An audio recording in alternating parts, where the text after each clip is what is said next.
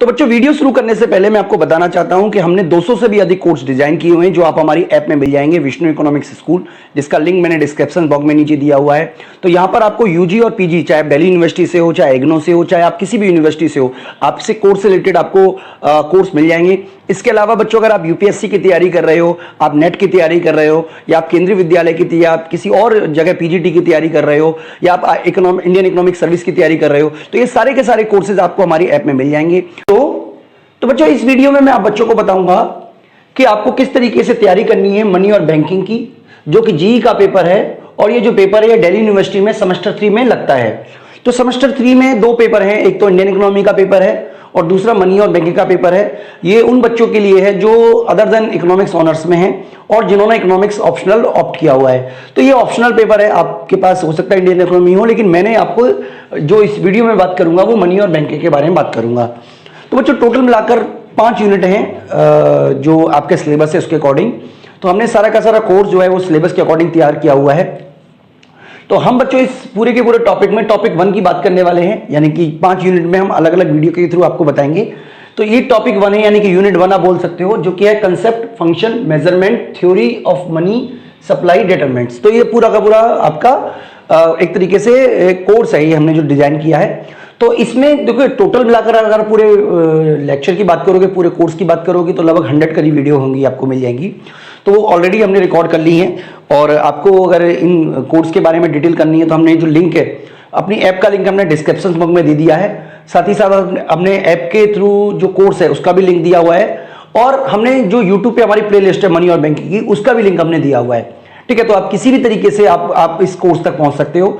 तो YouTube पे अगर आप देखोगे तो प्लेलिस्ट में आपको काफी सारी वीडियो मिल जाएंगी। कुछ वीडियोस में प्राइवेट भी हैं बच्चों, लेकिन अगर आप हमारी ऐप के थ्रू देखते हो तो बिल्कुल सारी की सारी वीडियो आपको, पूरे का पूरा कोर्स आपको अवेलेबल हो जाएगा। तो बच्चों, इस पूरे के पूरे कोर्स में 3 तरीके के 3 पार्ट हैं। एक तो 1.1 है जो कि बे एंड जेनसन की बुक है, दूसरा 1.2 है जो कि एन यादव की बुक से लिया गया है, और तीसरा आरबीआई रिपोर्ट्स है। ठीक है, तो इन तीनों के बारे में मैंने जो टोटल मिलाकर इस पूरे के पूरे चैप्टर में आप कह सकते हो, यानी कि यूनिट 1 में हमने 21 वीडियो बनाई हुई हैं जिनके बारे में हम इस वीडियो में बात करेंगे। तो सबसे पहले बच्चों, बे एंड जेनसन में आपको समझना होगा कि बार्टर सिस्टम ऑफ एक्सचेंज क्या है। तो देखिए, ऐसा नहीं है कि मैंने सारा का सारा जो टॉपिक है वो एक ही बुक से लिया है, मैंने कुछ रेफरेंस बुक का भी यूज किया है। लेकिन जब हम कोर्स डिजाइन कर रहे थे तो इस बात का ख्याल रखा जा रहा था कि टॉपिक्स केवल वही हों जो कि आपकी रीडिंग्स में दिए हों, मतलब रीडिंग्स के टॉपिक्स हैं, लेकिन थोड़ा सा रेफरेंस हमने इंटरनेट से भी और डिफरेंट बुक से भी लिया हुआ है। तो सबसे पहले बार्टर सिस्टम ऑफ एक्सचेंज के बारे में आपको डिटेल पता करनी है। देखिए, बार्टर सिस्टम ऑफ एक्सचेंज क्या है, जिसमें गुड्स के बदले गुड्स को बाय की जाती है। तो इसमें हमने आपको जो मेरिट्स हैं इसके जो डिसएडवांटेज हैं उसको भी बताया हुआ है। फिर मनी ने इसको कैसे ओवरकम किया है वो भी हमने डिस्कस किया है इस वीडियो में। दूसरा हमें बताना है meaning, properties and evaluation of money.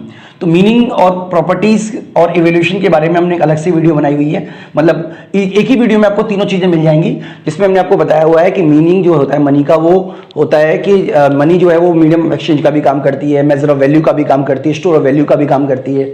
इसके अलावा प्रॉपर्टीज में हमने उसकी कई सारी प्रॉपर्टीज डिस्कस की है। इसके अलावा एवोल्यूशन में बताया है कि पहले किस किस तरीके से मुद्रा का विकास हुआ और कौन कौन से चरणों में होकर, कौन कौन से स्टेप्स में होकर मनी जो है वो आज की डेट में पेपर के नोट के रूप में अवेलेबल हुई है। इसके अलावा बच्चों, फंक्शन ऑफ मनी पे भी हमने एक वीडियो बनाई हुई है।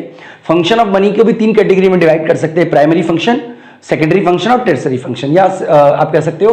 तो प्राइमरी फंक्शन और सेकेंडरी फंक्शन पे भी हमने डिस्कस किया हुआ है। इसके अलावा जो contingent function, not tertiary, contingent function, ठीक है, उनके बारे में भी हमने डिस्कस किया हुआ है। इसके अलावा बच्चों, एक टॉपिक हमने जोड़ा हुआ है नियर मनी का। इसको नियर मनी को मैंने एक्स्ट्रा इसलिए लिख दिया है क्योंकि इसको हमने कोई पॉइंट नहीं दिया है। ये एक तरीके से एक्स्ट्रा टॉपिक है आप बच्चों के लिए, अगर आपकी इच्छा है पढ़ने की तो पढ़िए, स्किप करना चाहो तो स्किप कर लीजिए। नियर मनी का कंसेप्ट क्या होता है कि कई बार हम क्या करते हैं, मनी को जगह पर कई ऐसे इंस्ट्रूमेंट भी यूज करते हैं जिनको बहुत ही जल्दी में मनी में कन्वर्ट किया जा सकता है। तो इसके बारे में भी बच्चों हमने यहाँ पे समझाया हुआ है। इसके अलावा एक और टॉपिक है हमारा, वो है legal tender and optional money. इसके अलावा कमोडिटी एंड रिप्रेजेंटेटिव मनी, इन सब के बारे में हमने आपको इस कोर्स में ही बताया हुआ है। इसके अलावा बच्चों, जो टॉपिक है इवोल्यूशन ऑफ बैंकिंग, तो आपकी रीडिंग से लिया है पूरा का पूरा, ये वाला 6 और 7 पूरा आपकी रीडिंग से ही लिया हुआ है। ठीक है, इवोल्यूशन ऑफ बैंक, यानी कि बैंक किस तरीके से बनी, किस तरीके से जो गोल्ड स्मिथ थे वो अपने पास गोल्ड रखते थे और उसके बिहाफ पर पेपर नोट जारी करते थे, वो सब हमने डिस्कस किया, पूरा हिस्टोरिकल फैक्ट के थ्रू हमने आपको समझाने की कोशिश की है। इसके अलावा फ्रैक्शनल रिजर्व सिस्टम जो है, यानी किस तरीके से जो बैंकिंग सिस्टम क्रिएट हुआ, यानी कि किस तरीके से गोल्ड स्मिथ कुछ पैसा अपने पास रखकर लोन दिया करते थे, जो कि सिस्टम आज भी चल रहा है बैंकिंग के थ्रू। तो हालांकि बच्चों अगर हम बात करें इसके ऊपर, तो हमने 3 वीडियो जो हैं वो एक्स्ट्रा जोड़ी हुई हैं, तो ये हमने पहले से रिकॉर्ड की हुई थी किसी और कोर्स के लिए, ये तीनों वीडियो, जिसमें money creation of single banking system, money creation of double banking system और लिमिटेशंस। तो ये तीनों वीडियो जो हैं, आपकी इच्छा है अगर आप पढ़ना चाहो तो पढ़ लीजिएगा, और अगर आप स्किप करना चाहो तो आप इनको स्किप भी कर सकते हैं। ठीक है, तो जो जो वीडियो पे नंबर नहीं है, ठीक है, मेरे पूरे कोर्स में जिस वीडियो पे नंबर मैंने नहीं डाला हुआ है, इसका मतलब है आप इसको स्किप करके आगे बढ़ भी सकते हो। ठीक है, इसके अलावा बैंक जो है वो फाइनेंशियल इंटरमीडिएट की तरह किस तरीके से रोल प्ले करता है, इसके बारे में भी बच्चों हमने डिस्कस किया हुआ है पूरे के पूरे कोर्स में। बच्चों ये जो टॉपिक है, टॉपिक नंबर 9, 10, 11, 12, 13 एंड 14, एक्चुअल में ये एक ही टॉपिक है, लेकिन बहुत बड़ा टॉपिक है, इसलिए हमने अलग अलग वीडियो बनाई हुई है, जिसमें हमने पूरी तरीके से मनी क्रिएशन के बारे में बताया कि आखिरकार मनी क्रिएशन किस तरीके से होता है। ठीक है, इसके अलावा डिपॉजिट मल्टीप्लायर, करेंसी मल्टीप्लायर, इसके ऊपर न्यूमेरिकल भी बच्चों कई बार आ चुका है एग्जाम में, वो भी हम आगे डिस्कस करेंगे। इसके अलावा बहुत ही इंपॉर्टेंट क्वेश्चन है डिटर्मिनेंट्स ऑफ मनी सप्लाई, यानी कि मनी सप्लाई को कौन कौन से फैक्टर जो है वो इन्फ्लुएंस करते हैं। तो मनी सप्लाई जो है वो मनी मल्टीप्लायर से इन्फ्लुएंस होती है, ठीक है ना, क्योंकि एम का फॉर्मूला क्या बनता है, एम इक्वल टू, आप ऐसे लिख सकते हो 1 plus C D plus E D plus आप कह सकते हो सी डी ई डी और extra deposit cash, C D E D और आर आर इंटू एच।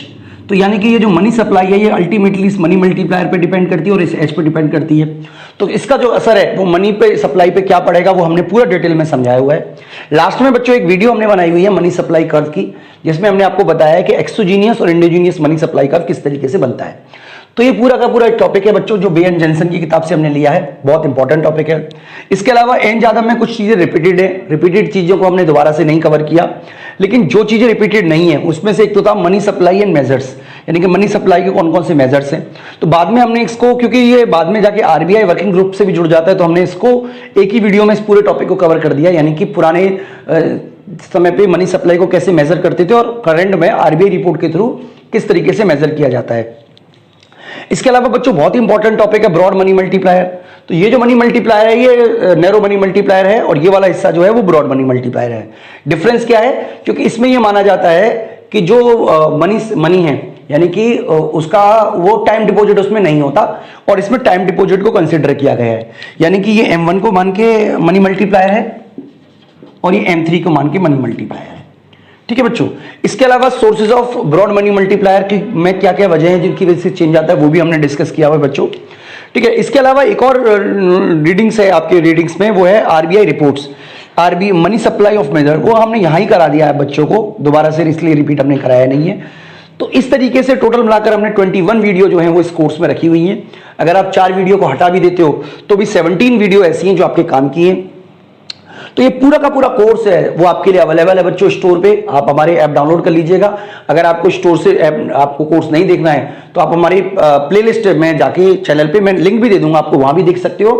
तो बच्चों इसके अलावा हम अगली जो वीडियो है उसमें भी एक और वीडियो बनाने वाले बच्चों अगली इसी टॉपिक के ऊपर, उसमें हम आपको बताएंगे, क्योंकि मेरे पास कुछ क्वेश्चन पेपर है पिछले सालों के, उसमें हम आपको बताएंगे कि यूनिट 1 में से कैसे कैसे क्वेश्चंस आए थे एग्जाम में और आपको किस तरीके से उनका सॉल्यूशन करना है ताकि आपके जो मार्क्स है वो बढ़िया तरीके से आ सके। तो ऐसा बच्चों हम 5 यूनिट के साथ करेंगे, 5, क्योंकि कुछ सिलेबस चेंज भी हुआ है। अब जो सिलेबस चेंज हुआ है उसका क्वेश्चन पेपर तो हमारे पास अवेलेबल नहीं होगा, लेकिन पिछले सालों में जो क्वेश्चंस आए हुए हैं उनको हम आप बच्चों के लिए सॉल्व भी करवाएंगे। बच्चों मैं उम्मीद करता हूं कि इस पूरे के पूरे वीडियो से आपको जो कंसेप्ट है वो अच्छी तरीके से समझ में आ जाएगा। मैं आपको बहुत शुभकामनाएं देता हूं आपके आने वाले एग्जाम के लिए बच्चों। इस वीडियो में इतना ही, थैंक यू।